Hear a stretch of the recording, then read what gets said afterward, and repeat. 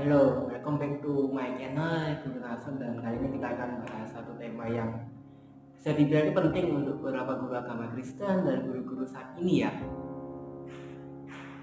Ini berkenaan dengan income, berkenaan dengan pendapatan, berkenaan dengan pengelolaan keuangan, khususnya guru agama Kristen yang menurut saya itu banyak dari guru atau teman-teman itu yang income-nya itu dikit.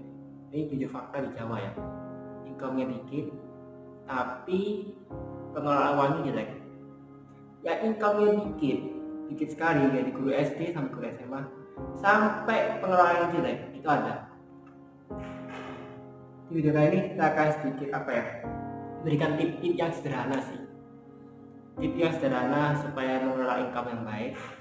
Apakah guru itu harus berani berinvestasi, apakah guru itu harus naik pangkat, apakah guru harus pindah dari panggilannya, atau apapun itu ya. Dan sebenarnya di sini juga bagi saya ya sedikit kontroversi sih sebenarnya. Soalnya ya saya bilang tuh konten ini agak sedikit berbeda dengan yang lainnya, soalnya harus mengungkapkan bagaimana mengelola income, mengelola mendapatkan pendapatan dan memboost pendapatannya dengan baik ya. Nah, sini kita akan belajar ya sedikit untuk mengelola tip menaikkan income pendapatan bagi guru agama, khususnya guru agama Kristen yang ada di sekitaran daerah Jawa ini, yang mayoritasnya Kristen tapi pendapatnya dikit. Oke, kita akan lihat aja. Permasalahan yang pertama adalah sekolah itu dikit, minoritas Kristen di sini dikit, dan pendapatan masih dikit. Kita pasti tahu bahwa rata-rata kurang lebihnya ya, anak-anak Kristen di sekolah umum, sekolah negeri, di luar sekolah Kristen itu kebanyakan 5% sampai 10% anak-anaknya. Nah, pelajaran agama itu kebanyakan dijadikan satu, kelas 10, 11, 12, kelas 1, 2, 3, 4, 5, 6, atau setelah 1, 2, 3, 4, 5, 6 dijadikan satu, kelas 7, 8, 9 juga. Nah, supaya memberikan namanya meminimalisir pendapatan, meminimalisir namanya income, atau meminimalisir namanya dana anggaran di sekolah harus disedikitkan. Nah, karena hal demikian akhirnya guru-guru agama itu kan mendapatkan income yang dikit, dan mayoritas di sekolah daerah Jawa ini guru-guru agama Kristen itu dikit.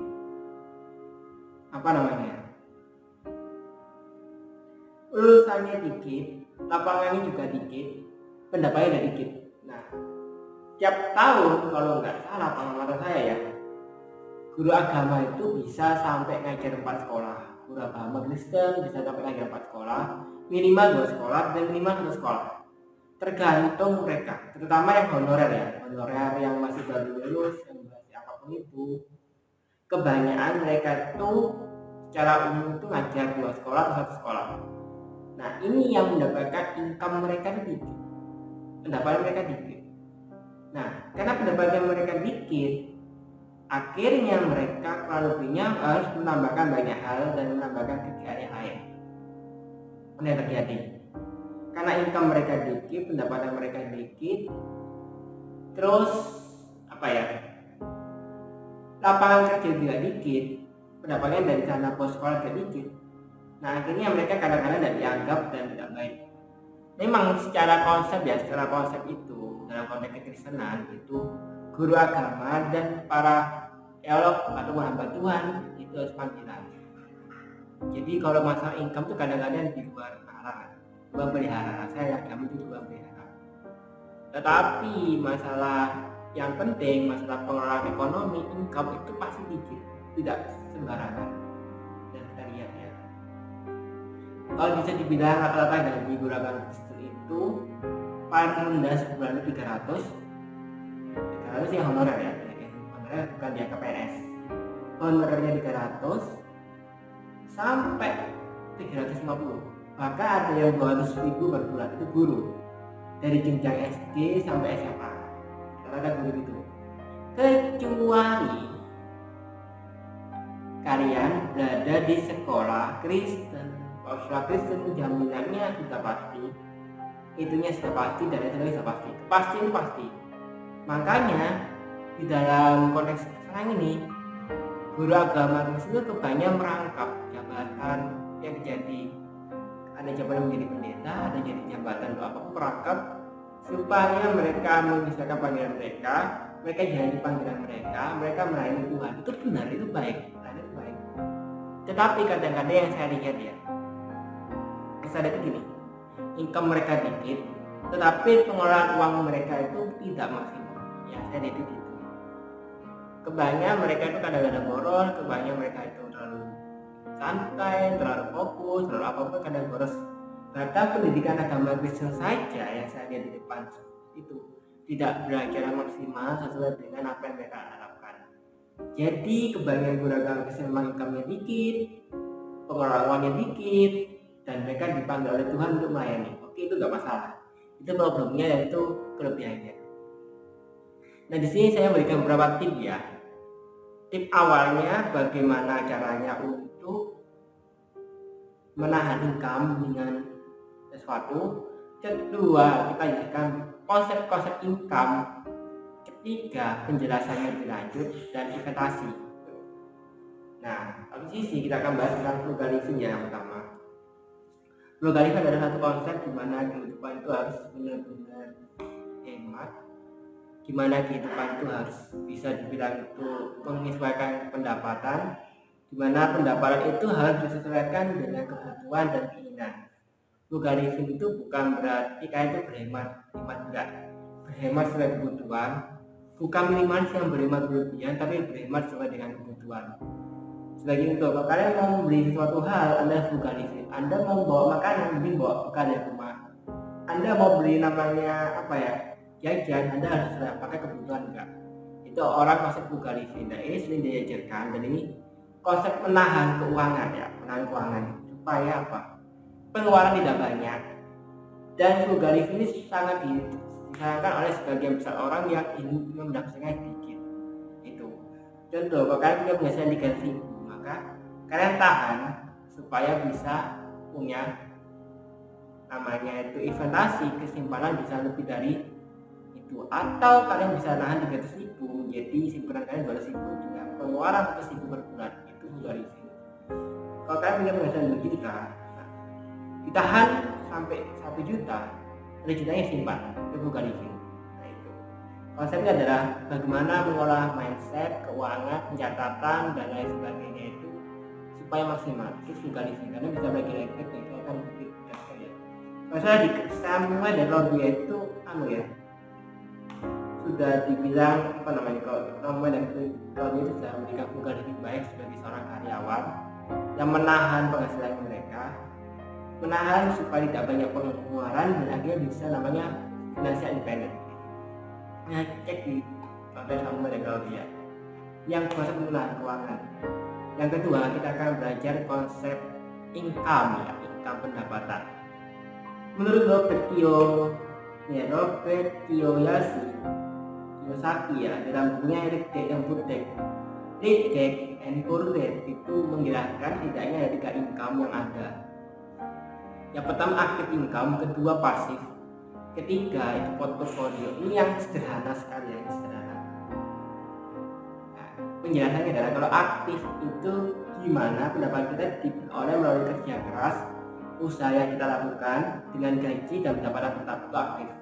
Sebagai itu ya, kalau kalian mengajar di sekolah, pendapatan tetap kalian adalah 300.000, 500.000, 300.000 itu tetap menetap seperti itu selama-lamanya, menetap. Nah, pendapatan menetap ini sama halnya kerja keras kalian dibayar dengan waktu kalian ngajar, waktu kalian bekerja, waktu kalian apa itu pendapatan tetap ya. Nah, ini akan tetap lamakan demikian selama kalian menjadi karyawan maupun guru, pendapatan tetap. Pendapatan kedua adalah pasif, di mana pendapatan ini diperoleh ketika kita tidak bekerja sama sekali, tapi itu bekerja terus tuh. Pendapatan ini terjadi karena kalian membentuk suatu karya yang membuat orang lain tuh mau. Sebagai contoh, kalian punya karya musik kalian royalty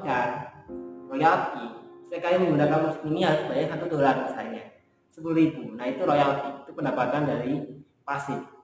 Sebagai contoh, kalian membuat dividen dari investasi itu juga pasif. Anda cuma menitip uang ke investasi dan akhirnya uang berbunga, itu pasif. Dan juga kalian bisa namanya dapatkan dari deposito 4% setahun, itu pasif. Nah uang kalian simpan segitu, itu pasif. Jadi kita membentuk sistem supaya sistem itu bekerja, dapatkan uang, itu pasif. Yang ketiga adalah portofolio. Ya ini pendapatan yang berasal dari namanya investasi. Sebagai contoh ya, investasi saham, reksadana, properti, tanah itu pendapatan portofolio, di mana pendapatan ini berasal dari capital gain, kenaikan nilai investasi yang ada. Sebagai contoh, kekayaan portofolio di BCA sekarang 8.800, kedepannya kalian dapatkan BCA ada 9.400, itu portofolio, dapatkan penghasilan perbedaan Rp600, itu portofolio. Nah itu yang terjadi kalau dapatkan aktif ya, pasif, portofolio gitu. Nah di sini kita akan belajar beberapa hal. Kalau pendapatan aktif secara sederhana adalah kalian bekerja sebagai guru, Anda dapatkan hal itu dalam sekolah dan akhirnya bisa mendapatkan uang dengan baik, itu aktif. Jadi aktif itu seperti itu. Kalau kalian tahu pendapatan aktif itu dari hasil kalian, waktu kalian, kerja keras kalian, waktu yang berubah menjadi uang, itu aktif. Makanya konsep sekarang ini kalau sudah dibilang adanya konsep jual agama itu contohnya kayak riba, nggak ada sebenarnya, karena sudah dipergantikan dengan waktu. Waktu adalah uang yang pasti. Contohnya kalian belajar di sekolah, ngajar di sekolah, pelayanan di gereja atau pelayanan di luar itu aktif karena waktu kalian ditukar dengan kerja keras, itu aktif.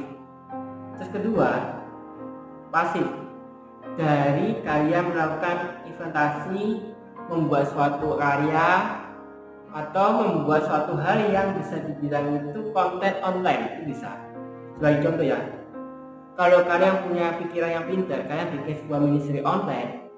Ministry online ini kalian bikinkan aksen, bikinkan suatu pasif income, itu bisa. Itu pasif. Atau kalian harus namanya untuk bisa dibilang itu investasi deposito, bisa. Itu pasif. Ketiga, portofolio, ya ini dimana kita secara pribadi itu menginvestasikan keuangan kita kepada beli saham. Sahamnya bisa BCA, BRI, Mandiri, atau apapun itu bisa. Nah ini yang bisa dibilang portofolio. Kalau kalian tahu gimana cara menghasilkan ini sangat sederhana. Oke, pertanyaan berikutnya, apakah seorang guru agama boleh investasi? Jawabannya sih boleh. Tidak ada melarang kita investasi, entah itu obligasi, reksadana, saham, bitcoin dan lain sebagainya. Tidak ada yang melarang. Tidak ada jawaban yang pasti gitu. Tidak ada hukumnya pasti gitu. Soalnya ini bukan berbicara tentang kapitalisme, enggak. Ini berbicara gimana menginkamkan income itu lebih tinggi lagi gitu.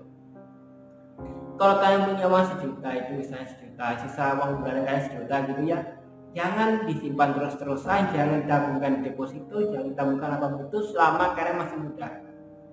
Cari suatu investasi yang high return-nya tinggi dengan risk-nya tinggi. Kalau kalian mau coba Bitcoin, silahkan, nanti kalian bisa coba kalian kelola Bitcoin itu menjadi lebih baik ya. Apa beragam Bitcoin ya boleh-boleh aja. Tiap muda saya juga Bitcoin gitu. Bitcoin terus saham ya, silahkan coba aja. Tapi kalau kalian tidak melakukan hal demikian, tidak baik gitu. Nah, kalian guru agama tidak boleh takut dengan kata namanya judi. Nah itu kan orang yang belum mencoba gagal bilang judi. Tapi kalau kalian bisa mencoba, mengenal sistemnya, mengenal algoritmanya, mengenal dari maksudnya apa, sebenarnya investasi, reksadana, obligasi itu perdagangan. Karena emang dari dasarnya ilmu itu ilmu berdagang, ilmu ekonomi sebenarnya. Bukan ilmu yang lain, ekonomi banget itu loh.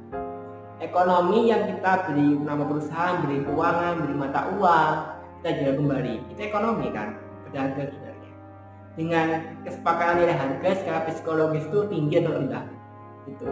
Makanya kalau saya sarankan guru agama ya investasi keuangan ini penting.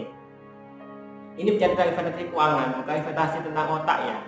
Investasi tentang keuangan itu penting. Soalnya untuk mendapatkan income yang tinggi di era saat ini yang sudah melewati dua kali masa resesi, COVID, dan sekarang suku bunga tinggi, itu kalian harus bisa mengelola dengan baik. Utama lagi konten-konten sekarang ya, ada suatu fenomena di mana IHSG turun, dan itu ada satu di mana kita masuk ke saham itu harga saham akan cukup murah, bisa kalian masukin. Apakah guru agama boleh investasi? Ya boleh-boleh aja gitu, gak ada yang larang. Apakah memang kita menggariskan tentang investasi secara spesifik? Enggak gitu. Apakah kita bicara tentang keuangan? Ya di bidang itu akar dari segala kejahatan ada cinta terhadap uang. Saya bilang di sini bukan cinta terhadap uang, tapi mengelola manajemen keuangan dengan yang baik. Kalau ada orang rajin bekerja, rajin mencari income, bisa jadi kaya. Orang yang bisa dibilang itu malas akan jatuh miskin gitu. Investasi itu penting gitu, penting soalnya kalian tahu, kalian meskipun nggak investasi tentang saham, paling tidak Anda sudah berinvestasi tentang ilmu, paling tidak Anda sudah berinvestasi tentang ekonomi, investasi tentang tanah, investasi apapun itu pasti sudah ada. Meskipun kalian bilang oh ini judi, enggak judi, tapi kalau tahu konsepnya, dagang, perdagangan nyata itu. Nah itu pedagang keuangan, putar keuangan, jual beli keuangan, dolar, jual beli bitcoin, jual beli ethereum, jual beli apapun itu perdagangan itu. Maka kalau di bidang apakah guru agama itu boleh berinvestasi? Nah ingat boleh berinvestasi banget tuh. Apalagi teman-teman kita guru agama yang masih muda, yang belajar dari ekonomi, dari ekonomi ya. Mereka tuh benar-benar belajar berinvestasi gitu. Investasi yang baik, akhirnya mereka bisa dapatkan income yang kuat, dan akhirnya mereka banyak yang jadi S2, banyak di S3 di usia muda sebelum 30 tahun, 40 tahun sudah S2, S3. Itu karena pinter dalam otaknya, pinter dalam investasinya, pinter dalam apapun itu. Ya ke S2 di tempat-tempat yang favorit, bisa jadi kayak gitu, guru agama bisa kayak gitu, bisa. Nah bagi saya itu bisa. Tapi kalau ada income yang selain investasi ya ada. Pelayanan gereja misalnya dapat TK, terus pelayanan di sosial misalnya, pelayanan nulis buku misalnya, nulis konten misalnya, buat konten YouTube seperti ini misalnya, dapat aksen misalnya, atau kalian buka pembelajaran online misalnya, les-lesan online misalnya, ya boleh-boleh aja gitu. Kalau tidak boleh berinvestasi ya apa gunanya? Apa gunanya kalian hidup kalau kalian tidak bisa menggunakan waktu yang baik? Kalian ngaji 8 jam ini kalian istirahat, akhirnya kalian ini cuma gitu. Cuma kalau itu kalian cuma itu aja sih. Jadi saya tidak bisa mendiskreditkan semua guru agama ya. Ini ada guru-guru agama tertentu yang membutuhkan advice ini supaya mereka bisa baik. Saya bilang kalau semua guru agama baik aja lagi ya, cuma dong. Memang satu sisi kayak dikaitkan dalam masih muda investasi gini-gini. Tapi kalau sudah tahu ilmunya, kalau sudah tahu konsepnya, sudah tahu solusi ngomong gitu ya gampang. Kecil kok ilmunya, gak terlalu ribet kok. Ilmunya sederhana, yang penting push penghadapan kalian, push terus, target terus, tajam terus supaya kalian baik. Saya bilang bukan berarti guru agama cinta duit, enggak kok. Kalau kalian mau dapatkan cita-cita tertinggi, kalian menjadi dosen, rektor dan lain sebagainya, atau jadi seorang guru yang baik, bisa membagikan murid-muridnya. Dari itu kakak punya investasi, kalian bisa membagikan murid-muridnya dalam acara Natal, Pasca, acara retreat, bisa kalian bagiakan, bisa kan? Ya udah. Kalian bisa ngaji mereka ibadah padang sama sekolah negeri, sekolah swasta yang guru agama dikit. Kalian bisa ngadakan acara besar, mewah, karena kalian bisa mengatur keuangan. Jadi aturlah keuangan kalian, jangan malas-malasan. Bikinlah sebuah sistem supaya kalian tidak malas, dan bikinlah income yang mengalir terus bagi hidup kalian. Entah investasi, pasif, aktif, kerjakan dengan sungguh-sungguh selama kalian masih muda. Jangan pikirkan nikah dahulu. Nikah di dalam kehendak Tuhan, dan pikirkannya gimana caranya kita masih masa muda ini bisa naik pangkat, naik karir, naik apapun itu di dalam Tuhan, supaya kalian tetap rajin, jangan malas, jangan kendor. Anda tetap rajin, mendapatkan penghasilan yang baik, lebih baik, jauh lebih beruntung sebagai guru agama daripada kalian cuma mengandalkan orang lain. Coba naikkan terus income kalian, belajar terus, belajar terus supaya lebih baik ke depannya. Oke, itu sekian. Makasih Tuan Mutabi.